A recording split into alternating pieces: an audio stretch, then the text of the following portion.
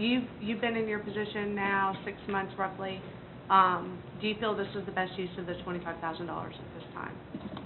I do. I think it's important to have the ongoing relationship with EDC. Partly it's just it's a staffing issue. Partly they provide a service that we're not currently staffed to provide, and that's really being the first point of contact. I know that Tom spends a lot of time being the contact for people that are interested in doing projects in the area. Thank you. Cheryl, I know at one time we had talked about the doing a economic development plan of some sort, and it was during budgeting that we talked about that. Where are we on that, or have we given any thought to that yet? Yes, we are doing an economic development strategic plan. We issued the RFQs for that and have received responses, so we're in the process of selecting a consultant to perform that task for us, and that will give us kind of a strategy of where we need to go with economic development. And so what will be the scope of their work? Are they the actual economic development consultant that we would hire perhaps in place of Johnson County Economic Development Corporation, or? The scope of the work would be to kind of help us determine the incentives that we would want to look at for economic development, how the city would perform economic development services, the types of projects that we would really want to provide incentives for, so it'll really kind of give us a framework and kind of a vision of where to go with economic development and the best resources and how to best use our resources for economic development.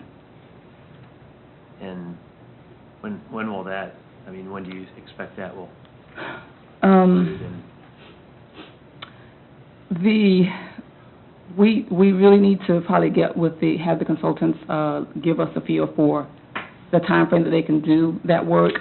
One option we do have, and we were kind of told this option when we looked at the comp plan, was that the consultant who is performing the comp plan effort has economic development resources, as well as the other firms that bid on our comp plan.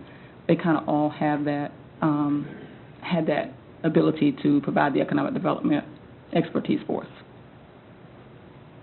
Is this something we could do with a 6-month contract instead of 12 and then renew if they're not? I mean, rather than commit ourselves for a year and then to have spent the money on the consultant who may tell us that it'd be in our best interest to go a different direction. Is that something we could do? So we would, to engage now in a 6-month contract and then see where we are and then come back? Mm-hmm. We could do that if that's what the council wants, would like for us to do. I guess, just to clarify, the role of this consultant, I was under the understanding was to work out things like abatement policies. How do we, if businesses come to us, how do we incent certain behaviors?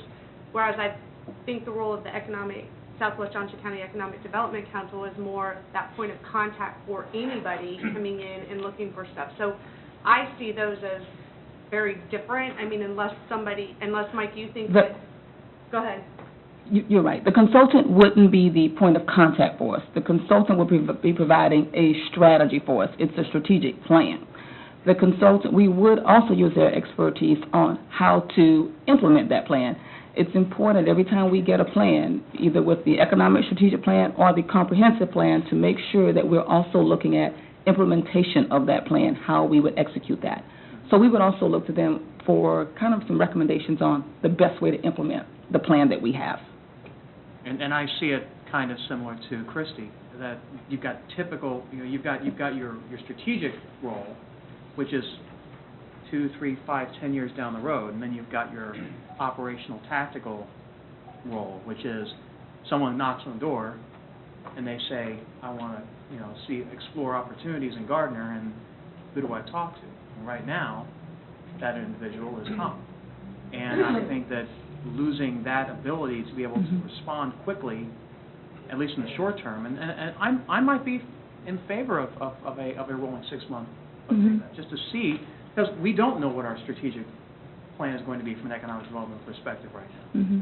We're going to work that through over the next several months, but I'd be willing to explore that as a stopgap, and then when we have something more firm, I think we can move in that direction. I mean, the issue, as I've always seen it, is that we basically are combining our money with two other entities, as well as a bunch of volunteer contributions, as I read it in here, from companies. And I know at one time we talked about having an in-house person, which I know is going to be more expensive than $25,000, but they would only be representing us and no one else. And when you have an organization that, I mean, all three entities that are, I can't remember if we're not called members, I think we're called, what is our, I mean, you have a business. Yeah. I believe we're referred to as the city. Okay, so. Mayor and council, the city of Gardner, city of Edgerton, and New Century are the founding members, along with the school district of the organization. This is Chip Corcoran, the chair of the EDC. Good evening, Chip. Good to see you. But those companies that also contribute, are they considered members, or are they considered? Yes. But their contributions are voluntary, and Yes. I mean, we all have opposing interests. I mean, they, in many cases, want preferred treatment on zoning, annexation, tax abatements, and when you have three different entities all vying for those commercial interests, and one person representing all three, it just seems like the waters could be a little muddied. Well, our job isn't to make that decision for those prospects. Ours is to present the options. And it's similar to, on a much smaller scale, Kansas City Area Development Corporation represents Kansas City metropolitan area, 18 counties, a huge area. And they have the same questions from their investors. But their job is to look at the prospect, their needs, and to say, you know, you're looking for a commercial space, what do you need to make that decision? Maybe demographics, it may be zoning, it may be a number of things, and my job is to try to help them get through that process. It's similar to when, you know, if a person were looking for a building, and I'm a broker, I represent a number of properties, you know, I don't try to put a flower shop in a 200,000 square foot industrial building. True, but in real estate, in Kansas at least, you can't represent both sides of a transaction. We don't. Well, I mean, you're advocating for both. You're taking money and you're sort of a lobbying group. The prospects don't pay us. Well, I mean, some of the companies that certainly have their eye on contracts that will result from favorable annexation, favorable tax abatements. We don't make those decisions, though. Well, true, but you're advocating for both entities, and in this case, not only both sides, but all the interested parties that would get the transaction. I guess it's just, it seems, you know, Larry, I don't think that I would necessarily consider that relationship as an advocate. I would consider it more of as a facilitator. I don't see it necessarily as being, because ultimately it's the city council's decision, you know, to grant any kind of policy such as abatements. It's our job. It's our responsibility. Okay. EDC can bring prospects forward, but at the end of the day, we're the ones making the decision, not EDC. So from that perspective, they can only quote unquote advocate or even facilitate to a certain point, and then we make the decision in the best interest of the people of the city of Gardner and of the city government. Well, and I would even go a step further to say, I think one of the main benefits of the EDC is that point of contact. I think there's a lot of activity that comes through Tom. Some of it just inquiry, some of it may come to fruition.